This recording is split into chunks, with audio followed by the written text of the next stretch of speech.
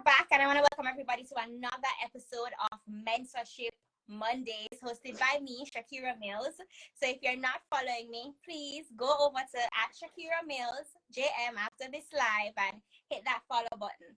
I am so excited to have with us Sanjay Brown, a proud Jamaican living in Canada. Indeed. She is an engineer, a project manager at an engineering consulting firm. She has a bachelor's in engineering from the University of Technology, and she also has a graduate certificate in project management. Can we get some love for Sanjay in the chat? Sanjay, how are you feeling? I am doing good. I'm tired, but I'm good. And that tiredness has to be because you are indeed a hardworking woman. Yes, in fact, yeah. All right. So is it as hot as it's over there as it is over here in Jamaica? I think so. I think today is 24, so it is hot. But I'm inside, so I'm not hot. Okay. So I think I want to start here. Why Canada? I know Canada is very attractive for young people right now at this given moment. Why Canada? Great question. Um, I don't know. Like my family was living here before. Like my sister was living here, and I've always been coming on vacation. And so it was just kind of, I guess, inevitable. Mommy was like, yeah, it's time for you to go. And I'm like, okay. Okay. Yeah, so. And what's it like living over there? What are some major key differences from Jamaica? Of course, the weather, like the weather is always I hear when weathering. it gets cold. Oh yeah, it's always weathering. But I think one of the main, what I find with my experience here is that it seems a lot more faster than back home.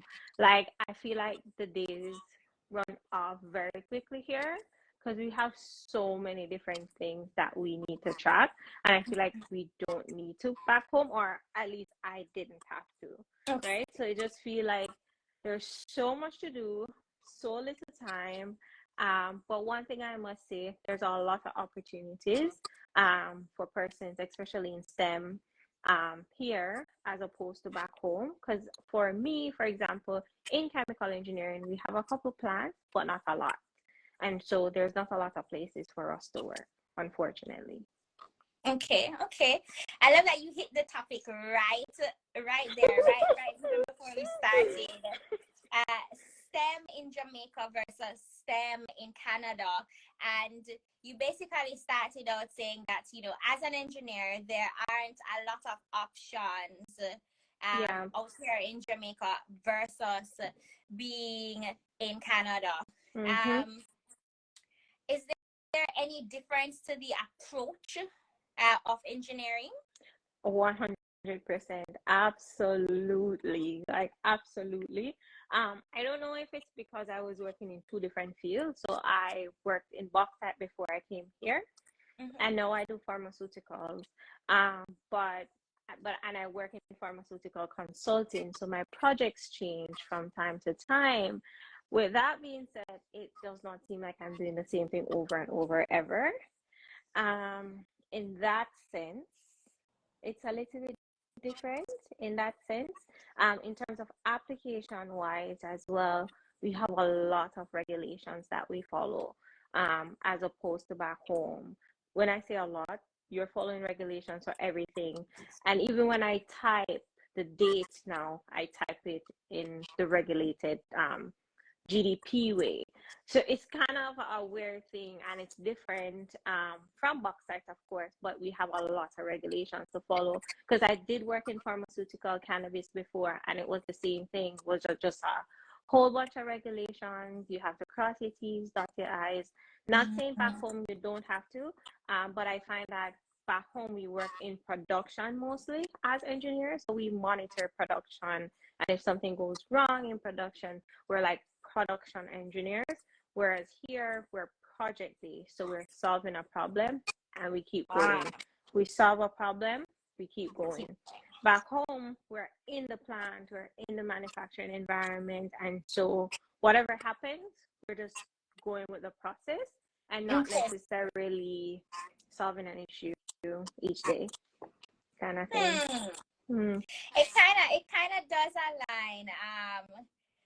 I guess when you think about a first world perspective versus a third world perspective, you see that it's more fast paced. And so I get that from what you're saying. Okay, you solve a problem, you move on to the next one. In Jamaica, you're just, it's production and everybody's going with the flow of the day. So there is that difference with the pace of the work as well. There's one other thing that I found when I came here. It's the technicians and the technologists. They do the work that the engineers back home do.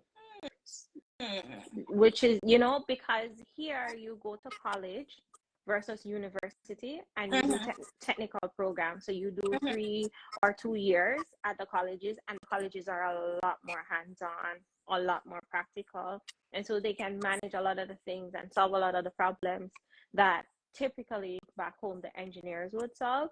And then kind of like back home, we don't put a lot of value on like a diploma, whereas here my colleagues would be like, the ones that didn't go to college, they're like, oh, I wish I had done that route. So the route is going to college first, doing 2 or 3 years, and then doing 2 more years to get your degree at a university. So we don't have that opportunity back home. Luckily for us, though, UTech is a lot of hands-on work, but we don't have diploma or whatever. Yeah. Okay. So it's really a wider scope of what's basically available, and I think that's good. You said though that the technicians would so in Jamaica, do you find that I'm trying to explain it, your workload as an engineer would be more versus now, since you have technicians that probably would do some of the things, or is it that you get a wider scope in Canada? You get a wider scope, and I think it's dependent on the type of engineer that you are and the capacity that you're working in. And so as an engineer, you can be a field engineer, which you're on the field and you're on the go. You can be a design engineer, which you're designing something. You can be a project engineer, which you're consulting on something. And so different things kind of require different, I guess the workload is different. So back home, I wouldn't necessarily say the workload would be more, the demand is more, just because in some plants we work sometimes from time to time, you have to work on the weekends or whatever. For us, we don't work on the weekends unless we have what we call a shutdown project. So the plant is shutting down and we have some continuous improvement stuff to do.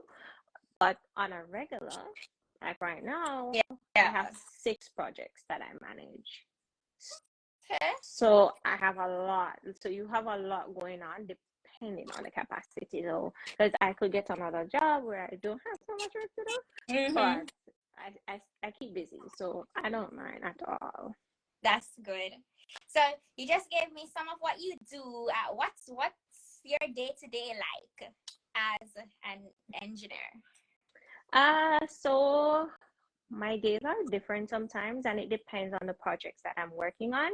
I'm mostly working from home, like 60-70% of the time, where I manage projects. So it could be an equipment that we need. I'll help basically do the full from start to finish install, getting it qualified. So in pharma, we have to do what we call qualification of an instrument, which is we're checking that everything that they said in the manual is right. We're checking that it is operating how it's supposed to, and just different things like that. If problems occur, then you're, managing your schedule and your budget accordingly. Depending on the type of unit, sometimes we have what we call a factory acceptance test, and so then I have to travel for work. Like last year, we went to the US, and my colleagues would go to Europe or wherever. And then you're basically analyzing that equipment to make sure that it's operating as per the design. So if it's not doing what the design says it's supposed to do, that's why we go to their facility, and we're actually not taking it. You're gonna keep it and fix it before we take it. And then other times I have to go on site to do walkthrough, to do measurements, to see what's going on. So it really depends. Mostly I'm talking to people, trying to get them to do their work. Okay. Yeah. But it sounds like it does involve some sort of traveling. So separate and apart from working from home, sometimes you need to actually go to wherever the project is at, right, to site. Mm-hmm. And that includes going to different countries. Yeah, so you have to go, it depends on the project, but yes, you have to go to different countries. Some of my colleagues are in Europe. Like this one guy has been there since January, back and forth. So different opportunities. Our company was recently bought out too, and so sometimes they ask you, do you want to go to Belgium to stay for a year, or Greece to stay for a year? Probably not, but other people do take the opportunity. But like if it's the US or wherever, I'm just like, okay, sure, I'll come. Yeah. Okay. Yeah. Okay. No problem. So was the passion always engineering? Is that what you always wanted to do? Actually, weird enough, I actually really loved technical drawing in school, and so I wanted to do architecture. And then my mom was like, I don't know about that. I don't see you drawing every day. And I'm like, lady, please, this is what I want to do. And then she's like, no, let's sit down. And we actually went through this whole research book. And she said, what subjects you like? Math, chemistry, physics. She did the whole work. And then we kind of narrowed it down: mechanical, chemical, industrial engineering. Okay. I love that your mom sat down with you and went through those different options. A lot of times, young persons don't necessarily have that opportunity, and that's why I love Minds of Jamaica. Yeah. Because if you don't have that parental guidance, you can always get a mentor to sit with you and go through, the different options that you can study. Yeah, I agree. That's one thing that I've always said, like, because I see where, like, when I was in university, like, when we got to, like, second year and third year, when it was hard, like, a whole bunch of people were like, oh, this is not what I wanted to do. I actually don't like this at all. And I'm like, wow, I'm actually sorry for you guys, because, nobody kind of guided. Some people really don't have anybody to tell them anything, and it's kind of really sad, but it really can change your life. Like when you have somebody in your corner, just kind of like, this is not what you will like. Believe me, trust me. Yeah. I love that. Brief intermission. If you haven't signed up for a mentee at Minds of Jamaica, be sure after this live to click the link in the bio and sign up. We have mentors from various ranges of career fields. So this is an important gem that Sanjay just shared with us. That is so important to talk to somebody about what it is that you're planning to do in the future if you haven't done so as yet. Yeah, absolutely. And really look at the different options. I love that. Yeah. All right. What's interesting about your career field for me personally is that you mixed engineering with project management. Yeah. Tell me about that. How does that intertwine? And when did you say, okay, I'm gonna do that project management certification? You know what? To be honest, like it wasn't like a part of the plan at all. So let me tell you a backstory. So when I came to Canada, like I said, I came here because I wanted to do pharmaceuticals. That's the field that I wanted to work in. But with my degree back home, we didn't really do much bio or anything to do with anything pharmaceuticals. And I'm like, how do I make this transition? Right. So I decided to do biotechnology, and it was like a 2-year program. And I was just like, okay, it has a lot of pharma, blah blah blah, a lot of bio. It should set me up for something good in pharma. Mm-hmm. It's a 2-year program, but you can stop at 1 year and you become a technician, or 2 years and become a technologist. But for me, it didn't matter because I already have my bachelor's degree, so it's just like Right. learning. Anyways, after I looked at the 2nd-year programs, I'm just like, I don't think this will help me. I don't need to know all of that. So I ended up getting a job at Centennial College. That's a college in Toronto. Mm-hmm. And then I said, okay, sure. I remember I called my mom and I was like, oh, this is an office job. I don't like office work. I don't.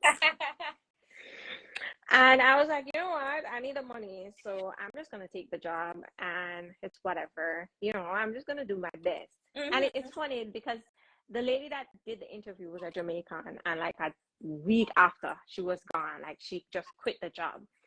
I'm like, okay, maybe this job was for me. So I stayed there and I started to help onboarding international students. I was managing that international exchange student program by Okay. myself, doing the schedule, budget, making sure that their flights are coming in, organize them for stays, the whole project based thing. Yes. I was like, I'm doing a good job. I'm not too bad, not too shabby. And so I thought, okay, let me find out if this project management program at the college is actually working. To be honest, at that time, I wasn't really sure how I was going to intertwine both of them. It was just Mm-hmm. like, oh, I found something that I really enjoy doing. Yeah. Let me do it. So, because I always believe in, don't be a one-trick pony, Yes. have multiple options. So I was Yes. just like, all right, I like this, so I'm just going to start it. The program was full. They were like, girl, not your season. Sorry. That's so not how I thought the story was going. Oh, yeah. She was like, oh, the program's full. There's nothing we can do. The only thing that we can do is we can send you to the person that's the head of the department to see if she will squeeze you in. Okay. I'm like, sure, I'll go to her. No problem. Mm-hmm. Went to the office. They were like, oh, she's not here. She's at the expo, in the auditorium.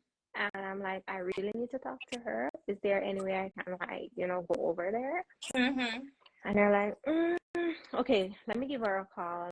And then they give her a call. I'm like, okay, I'm coming. So I went over. Lo and behold, this lady is Jamaican.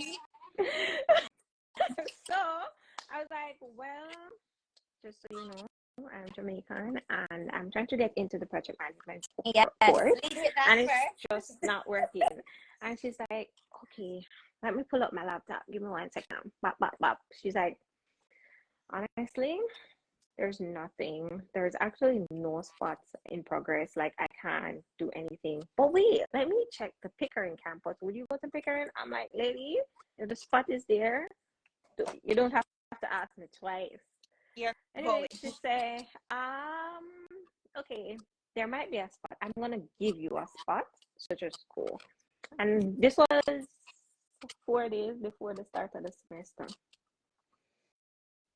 And that's how I ended up in project management. And then I did the program, really enjoyed it. I want to say I did good. And then I finished. When I finished, I worked as a project management assistant. Still Okay. don't really know how I'm gonna mix this whole chemical engineering with it. Mm-hmm. Almost a year, and I'm like, you know what? I need more money and I need less stress. So not that I'm getting less stress, but I was just like, I Yeah. need more money, and this is just not working out for me. Money kind of dwindles dwindles the stress over. Exactly. Once I'm making the money every 2 weeks, I'm good. I'm okay. So, yeah. So when I said, okay, I started to pray, and I'm like, God, you said you have the whole ocean, and you know, we're not supposed to take up a bucket, so I'm not just gonna go big or go all the way home. So I started to search on LinkedIn, and I'm just like, God, show me a chemical engineering company. So I started to look for pharmaceuticals. I started to look for wastewater management because those were my passion. I found this one company when I typed in wastewater management, and I looked. There was a black guy there. I was looking to see if there was any black people, to see if I should waste my time I or get you, girl. I see if I should waste my time or I should go. So there was this one black guy, and I said, they don't have any posting for any job, but I went onto the website and I absolutely loved what they did. And I'm just like, I don't know, these people don't have any jobs, but guess what? I actually do not care. I literally am praying to God. And so I did my trial. I remember I was up editing my resume until 1. And even my husband was like, it's time to go to bed. And I'm like, listen, I'm not going to bed until I finish this application. And so I got up, I sent an email to them with my resume to say, hi, this is me. This is what I have. This is what I'm going to bring to the table. Please give me a call back. If at any time you guys have an opening, if at any time, I'm the girl. Going to work one day, and I got a call because at this time I wasn't in project management assistant anymore. I was actually a process technician in a lab, like a pharmaceutical cannabis lab. Okay. And I was on my way home. This was like 2 weeks later, and I saw this person calling, and I said, who's this? So I literally just drove into the driveway, answered the guy, and he was like, hi, I'm calling from blah, blah, blah, blah, blah, blah, blah. And I'm like, I kind of forgot about the company and the name. And so luckily, I just parked. And as I sit here, and the guy said the name, I just typed in the name, bam, it pop up, and I said, oh, this is a company. So right away, he's like, what do you know about the company? Right in front of you, girl. Exactly. I just noticed that read. And I'm like, well, I was on LinkedIn because I remember knowing, I remember. And I'm like, I went on LinkedIn. This is how I found you, blah, blah, blah, blah, blah, blah, blah. Talking like normal, like, you know, your name is friend. Yes. We were talking like, how was your day? My day's fine. I'm just, you know, and the whole works. And then the guy was like, okay, I'm going to send you an email after this call to schedule the first interview. So this phone interview is not an interview. Schedule the first interview. I'm like, okay, good stuff, nice. Eventually, they called me back. I did the interview. It was the hardest interview I've ever done in my life. Until when I finished the interview, I walked out. Like when I finished, because my husband was working from home, and he was literally behind the computer, being like, breathe. You know, they said when you want good, nose up run. Literally. So when I finished, I was literally just smiling still because I hold my composure. And then after the call, I was like bawling my eyes out. I'm like, these people are wicked. I don't want any word from them. And so I called mommy, and mommy is like, them not nice, so nobody look no word from them.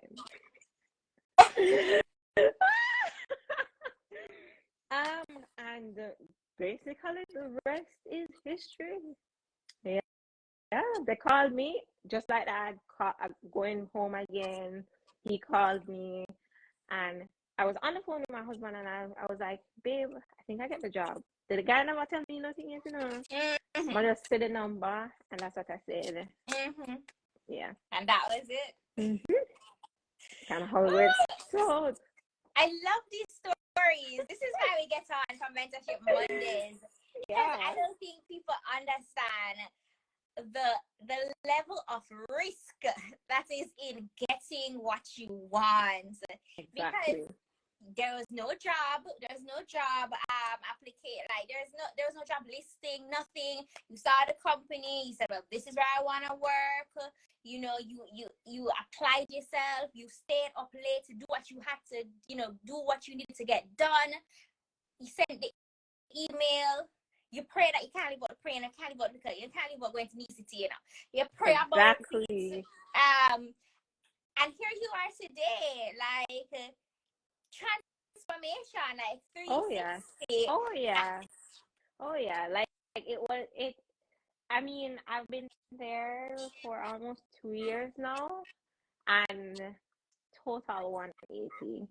I feel like to, I worked before back home. I Mhm. work here, but I mean, in merging engineering with project management is a whole other beast by itself, because project management is just a beast of a beast. Yeah, it Pharma, is. yeah, pharmaceuticals in Canada is a beast of a beast. And I mean, the message is, to be honest, is just like push, just like literally push. When I started, I remember the person that I was working, like I was a junior and I was working with another PM. And he said, "Oh, you're gonna burn out yourself. Just, pace yourself." But as for me, I thought, listen, I get this opportunity. You think I'm gonna go pace myself? No, no, no. No, sir. First of all, I'm black, as you can see, and I'm a female. I got to do what I got to do. And I Yes. remember when I started, I would stay on site, because at the time I was working with a particular site close to home, and I would stay on site. When I look outside, oh, it's snowing, it's dark, it's the whole thing, and I'm literally be like, I need to get this, going. And then I remember our company wanted to take on a new client like a little bit before my first year. Mm-hmm. Um, and they asked me to go to the new client, and I'm like, what? For reals? For reals, for reals, for reals. But I think that to say in less than a year, I transitioned from being a junior supporting somebody's project to having 6 projects that I manage, or 5 at any given time. You know, Oh, I love that it is for just, you. it's mind blowing, but hard work. Yeah. It's completely hard work, because I went in with a bunch of other juniors, and I was even managing a couple of them at one point, and they came in before me. So Mm-hmm. just to show you, like, you literally have to be dedicated to learning the systems, especially in pharma, to the point where I'm the one that did all the onboarding guides for people that's going to that particular pharmaceutical side. And I'm the one that trained them and onboard them. And it's crazy to think, honestly, crazy. But it's really hard work. At sometimes even 10 o'clock, I'd open my laptop, because it's just like obsession at some point, and you kind of have to be like, But oh yeah, obsession. But honestly, it's hard work. If you want to get something, and somebody asked, I had a workshop recently, and somebody asked, I heard that Canada is hard. I see a lot of people saying that Canada is hard. 1,000%, 1,000%. Is it harder than back home? 1,000%. Do you have more opportunities? A million times, yes. Is it easy? 1,000 times no. And you literally have to work, work, work, work, work, work so hard. And I think that's what people don't get. Like, it's hard, Yeah. absolutely. But you get nowhere without hard work. And the person that I am today, I wouldn't give up anything. All those times when my foot are freeze, my hand dead, you can cut off my hand and my foot, and I don't feel it. It's just growth, growth. Yeah. I mean, I don't. I might drop. Like, I have nothing else to say. People in the chat, have any questions? I mean, I love that you pointed that out. A lot of young people see migration as the easier route to take, and I love that you put that in there so that it don't shock them Because nobody's saying that you can't leave, but make sure you know that it's no bed of roses. No. You are gonna have to put in that work if you want something from it. And I love that you shared that was raw and unedited, and you let them know that listen, if you put a frostbite, The and whole work. but you're going work. out to work because there's something that you want out there that you're gonna get. Exactly. There's nothing that's coming in front of you. Oh yeah, greater good. I tell you, it's all about mindset. Because that first job that I got was like 2 hours on the bus, 2 hours, one way in the cold, 2 hours. And I see people come after the fact, like after us and the struggles, and they're like, "Oh, I'm not doing that. I need a job 10, 15 minutes down the road." Okay. Do you boo? But I know what I'm gonna do. Exactly. At some point, it's just like, what do you want? You know, you want good, your nose off a run, like my grandfather would say. You're young now. Sleep do it later. while you're young. Yeah, exactly. do it while you're young. I have a professor in school that I used to study really hard, and I would complain. I'm just like, "Sir, I'm so tired. I'm over this. Why are you doing so much work?" And he would say, "Your job is to go to school. Job is to go to school. They're literally paying you to be here. You have nothing else to do. Just sleep in your bed." Listen. Yeah. I have a question. I have a question coming from the question section. And the question says, what advice do you have for a graduate who just completed their chemical engineering degree in Jamaica? Oh man. I want to give you the best advice. I'm thinking it through. I want you to be real. I'm just literally just pulling myself back to, I think the first advice I would give to somebody, because I feel like back home we don't really do the work and go to school thing a lot, especially for us as engineers. I don't feel like we do outside of that small internship that does not really, if you can't get a job within the time. But first thing, make sure that you have a proper resume. I find that we don't have proper resumes. Like my resume was crap. I can tell you that right off the bat.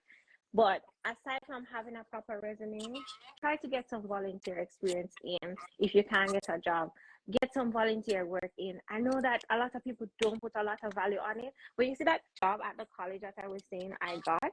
I literally was volunteering there, and that's how I got that opportunity.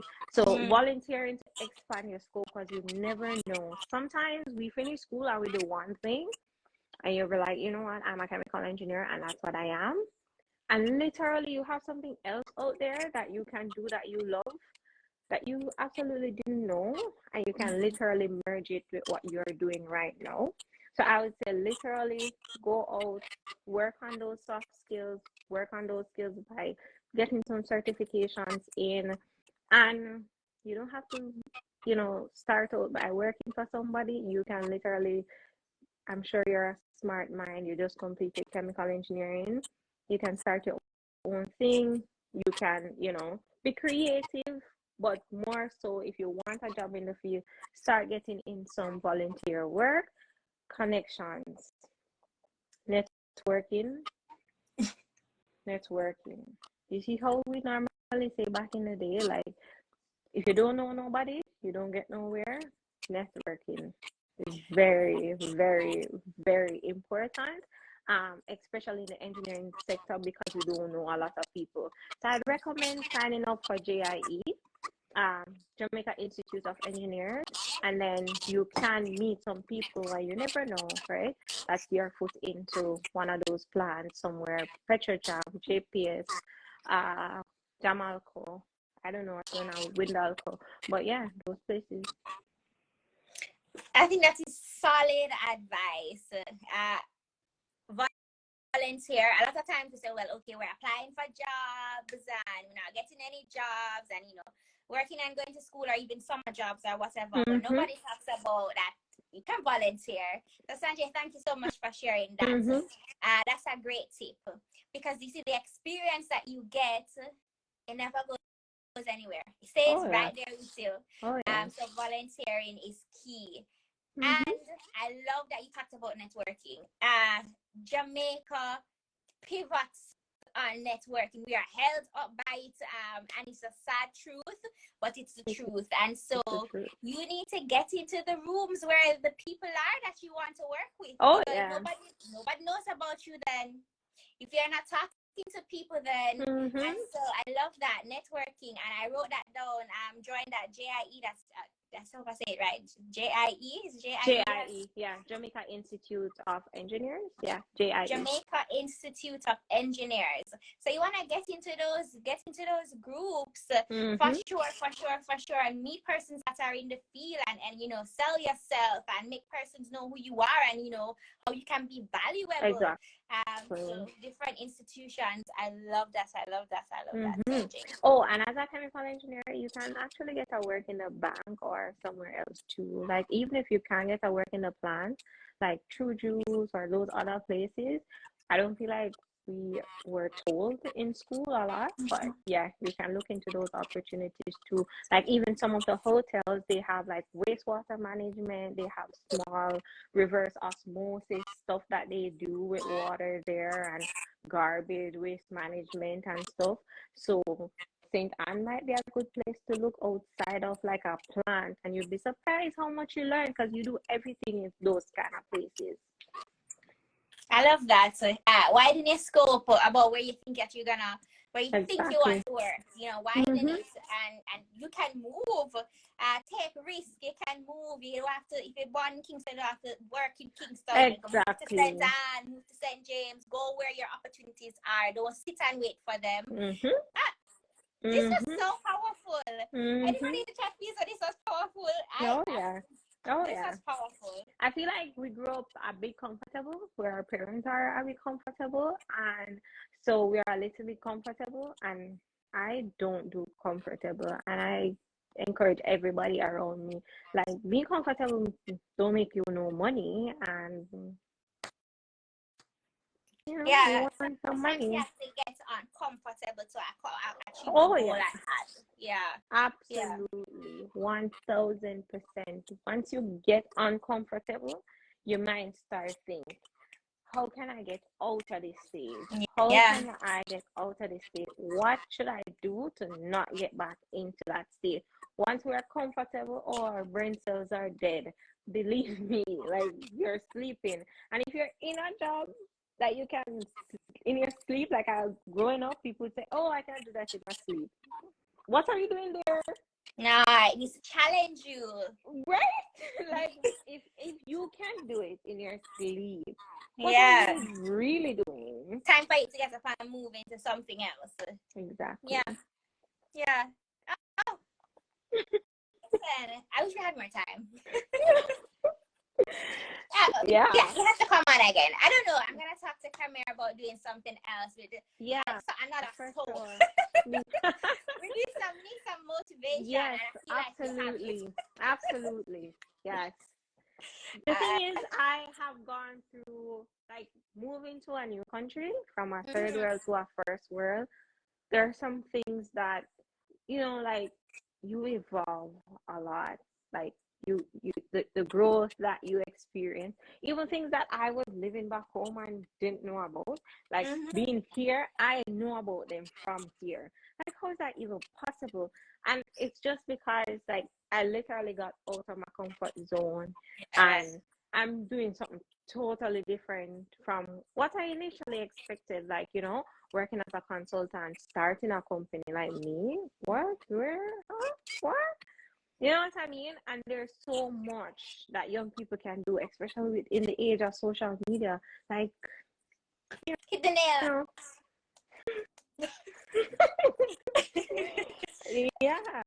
So we're finished preach now. Don't mind. Listen, I have to put you on again. Get you on again. I'm gonna be texting you after. All right, no problem. This has been extremely great. I feel inspired inspired, and so I know everybody that's gonna watch this video, whether now they're watching it live on the replay on Instagram or when it gets uploaded to YouTube, they are going to be fully inspired to know that, listen, if you want something, get up and go for it. Don't be so comfortable, and don't think that opportunities need to find you. No, you need to find your opportunities. Absolutely, absolutely. So much gems that you dropped. Thank you so much, Sanjay, for coming on and sharing your journey with us. Yeah, it was great talking to you. Yes. And for sure, next month again, we're going to be here with Mentorship Mondays. You never want to miss it. I think it gets better every month. Awesome. And so, yeah.